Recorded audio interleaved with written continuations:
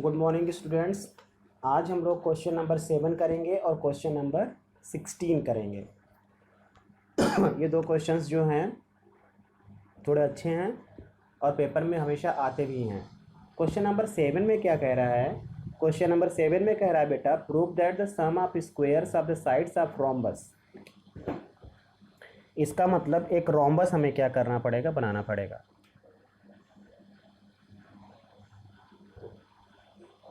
ए B C D. आप सोचते होंगे कि सर ने डायगोनल क्यों ड्रॉ कर दिया, क्योंकि देखिए उसमें डायगोनल वर्ड भी आया हुआ है इसीलिए मैंने डायगोनल ड्रॉ कर दिया। लिखा prove that sum of the square of sides of a triangle rhombus is equal to the sum of the squares of its diagonal.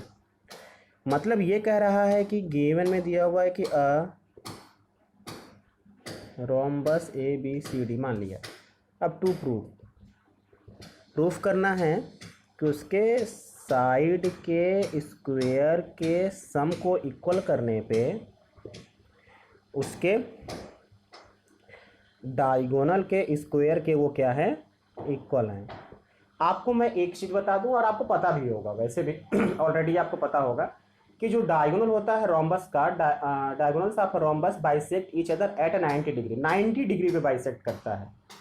पता है आप लोगों को अच्छे से। तो ये सब बेटा यहाँ पे क्या बन रहा है, 90 डिग्री बनते हैं। ये सब 90 डिग्री हम लोगों ने प्रूव भी किया है इसे क्लास 9th में, जब हम लोग क्वाड्रिलेटरल चैप्टर पढ़ रहे थे तो वहाँ से ये सब प्रूफ हम लोगों ने किया हुआ है।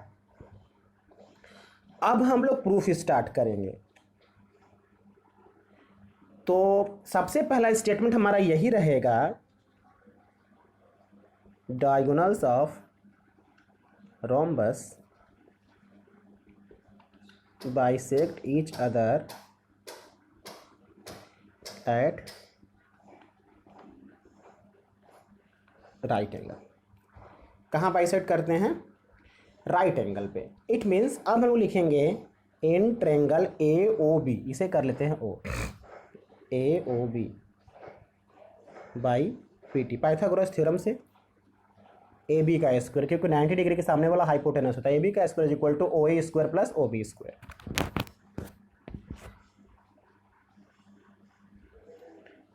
ओ A square plus equation first.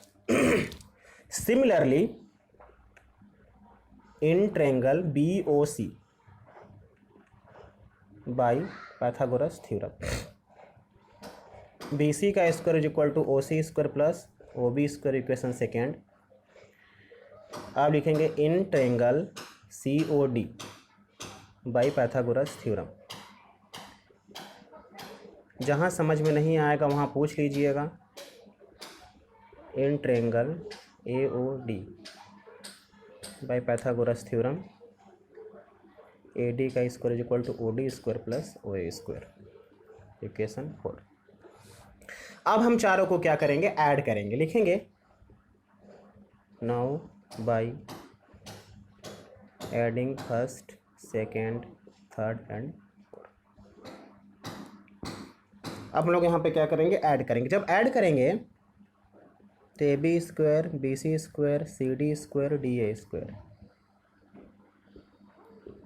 Is equal to, जब राइट साइड को ऐड करेंगे तो आप देखिए एक ओ ए स्क्वायर यहाँ पे, एक ओ ए स्क्वायर यहाँ पे, मतलब दो ओ ए स्क्वायर, दो ओ बी स्क्वायर, दो ओ सी स्क्वायर और दो ओ डी स्क्वायर, ये आएगा 2 ओ ए स्क्वायर, 2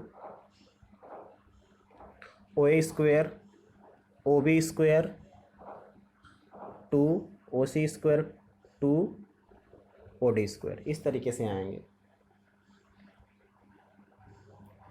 तो एक चीज मैं आपको और बताना चाहूंगा यहाँ पे, डायगोनल रोम्बस है तो रोम्बस मीन्स होता है पैरेललोग्राम।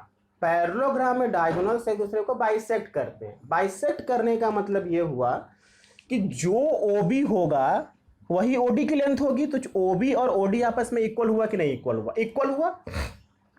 तो हम लोग ओबी की जगह पे भी ओडी लिख सकते हैं, या तो हम लोग एक काम कर सकते हैं, हम ओबी और ओडी, मैं आपको एक जनरल बता रहा हूं, आप समझिएगा। वैसे मैं यहाँ पे देखिए आपको समझा रहा हूं। O B is equal to O D is equal to half half B D हो सकता है कि नहीं हो सकता है? एक दूसरे के बराबर होगा कि नहीं होगा?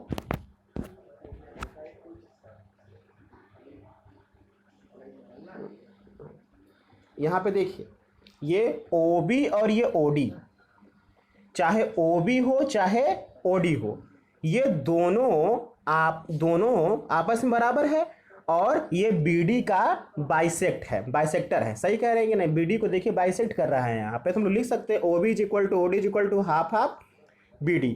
अब एक बात बताइए, अगर मैं स्क्वायर करूं,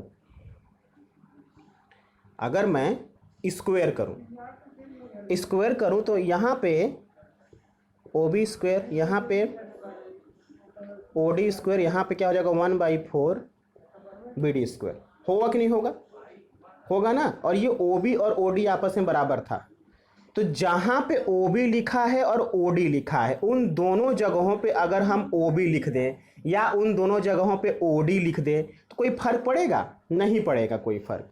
तो हम लोग क्या करेंगे, दोनों की जगह पे OB लिख देते हैं और यहाँ दोनों की जगह पे OA लिख देते हैं। क्या लिख देते हैं? OA। अब देखिए, अगर आप लिखिएगा तो कैसे आएगा इसका आंसर, ये तो आपको समझ में आ गया होगा ये कैसे हुआ। तो इस चीज़ को मैं क्या करता हूँ, आप लोग देख लीजिए, मैं इसका फोटोकॉपी अलग से आपको खींच के सेंड कर दूंगा ताकि आपको दिक्कत ना हो।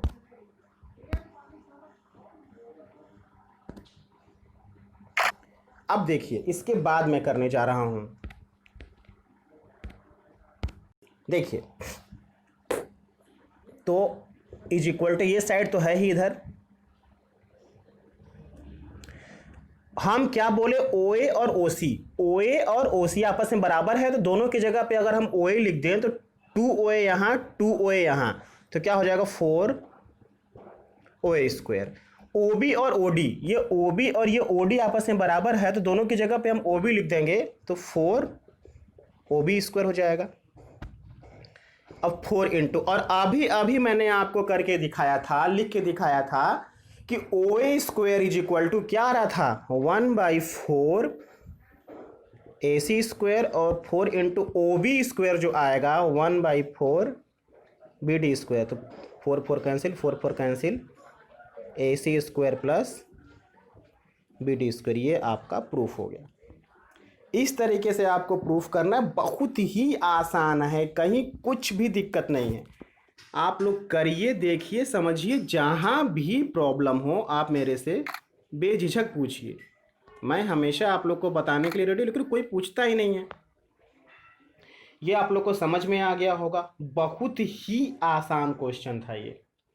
आप इसे करिए, और जहाँ भी दिक्कत हो थोड़ी सी आप मेरे से पूछिए, मैं आपको सब बताने के लिए रेडी हूँ। अब इसके बाद हम लोग करेंगे क्वेश्चन नंबर 16, मैंने आपको बोला था। क्वेश्चन नंबर 16 में क्या कह रहा है, लिखा इन एन इक्विलैटरल ट्रायंगल, कैसा ट्रायंगल है, इक्विलैटरल ट्रायंगल है ABC, लिखा prove that 3 times the square of one of the sides, मतलब किसी भी साइड का 3 टाइम्स स्क्वायर करके 3 टाइम्स करने पे वो 4 times square of one of its altitude, 4 गुना किसी अल्टीट्यूड के स्क्वायर के इक्वल है।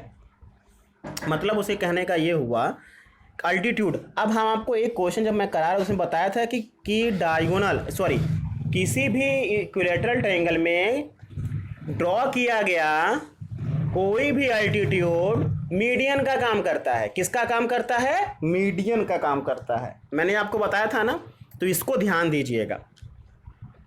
अब देखिए यहाँ पे गिवन लिख देंगे हम लोग, एन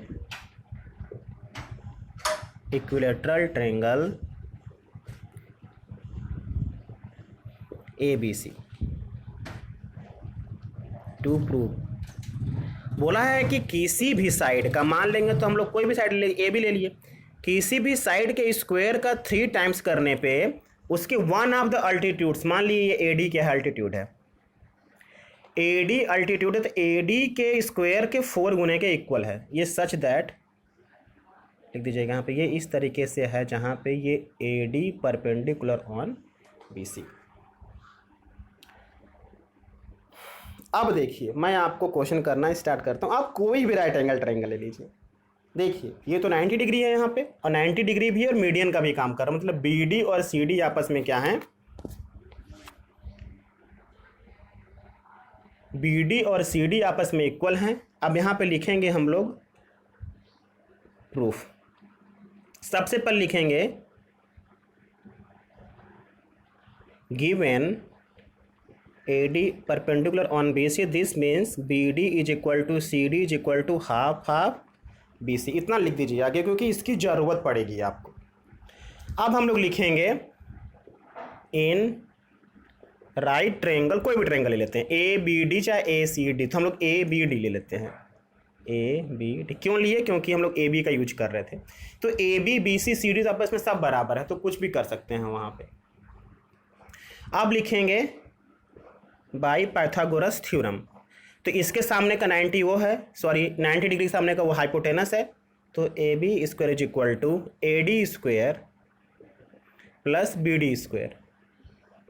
बहुत आसान क्वेश्चन है। अब यहाँ बताइए, अगर BD का स्क्वायर करेंगे तो ये कितना हो जाएगा, इसका भी स्क्वायर करना पड़ेगा, तो 1/4 हो जाएगा, ये BC स्क्वायर हो जाएगा, तो ये 1/4 BC स्क्वायर हो जाएगा। इसको लाइए इधर, या एक स्टेप और बढ़ाइए, इस BC की जगह पे भी हम लोग AB लिख सकते हैं। क्यों लिख सकते हैं, क्योंकि इक्विलैटरल ट्रायंगल, इक्विलैटरल ट्रायंगल में तीनों साइड्स आपस में क्या होती हैं, इक्वल होती हैं। अब ऐसा करते हैं, दोनों साइड में 4 का मल्टीप्लाई कर देते हैं। किसका मल्टीप्लाई कर दें, 4 का।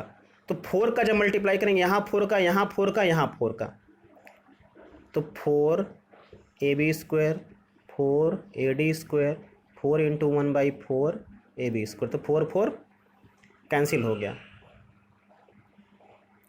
तो 4 AB स्क्वायर 4 AD स्क्वायर और ये 1 बचेगा, AB स्क्वायर बचेगा। तो ये AB स्क्वायर इधर लाइए, घटाएंगे, 4 AB square minus AB square equal to 4 AD square, 3 AB square equal to 4 AD square. ये आपका प्रूफ हो गया। इस तरीके से आप इसे प्रूफ कर सकते हैं। मैंने देखिए यहाँ मल्टीप्लाई कर दिया 4 का, आप बिना मल्टीप्लाई के भी कर सकते थे। कैसे कर सकते थे, आप इसे उठा के इस साइड लाते, इस साइड लाते, इस साइड लाते, तो AB स्क्वायर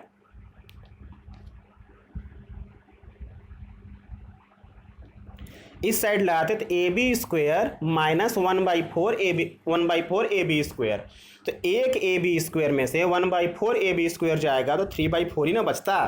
तो वैसे भी हो जाता, कोई दिक्कत नहीं था उस तरीके से भी करने में। आपको जैसे समझ में आया बेटा आप वैसे करिए। क्वेश्चंस आसान हैं, बहुत टफ नहीं है। हम लोग को मैं पहले जब मैं पढ़ता था तो मैं भी यही सोचता था कि ट्रायंगल बहुत टफ चैप्टर है, लेकिन ट्रायंगल बहुत ही आसान चैप्टर है। देखने में टफ है, करने में कोई क्वेश्चन टफ नहीं है। अब कल मैं आपको फिर से 2 क्वेश्चन बताऊंगा, क्वेश्चन नंबर 13 और क्वेश्चन नंबर 14, 2 ही क्वेश्चन बताऊंगा। फिर उसके नेक्स्ट डे हम लोग बहुत आराम से करेंगे इस वर्कशीट को, इसलिए क्योंकि इसमें के जो क्वेश्चंस हैं बहुत ही इम्पोर्टेंट हैं। आप लोगों को मैंने बोला भी था कि आप example number 13, example number 14, example number 11, 12, 13, 14 जरूर देखिए, जरूर करिए, क्योंकि वो पेपर में इतनी बार आए हुए हैं कि आप सोच भी नहीं सकते। हर साल किसी न किसी सेट में वो 2 क्वेश्चंस जरूर आते हैं। आज के लिए इतना ही, थैंक यू।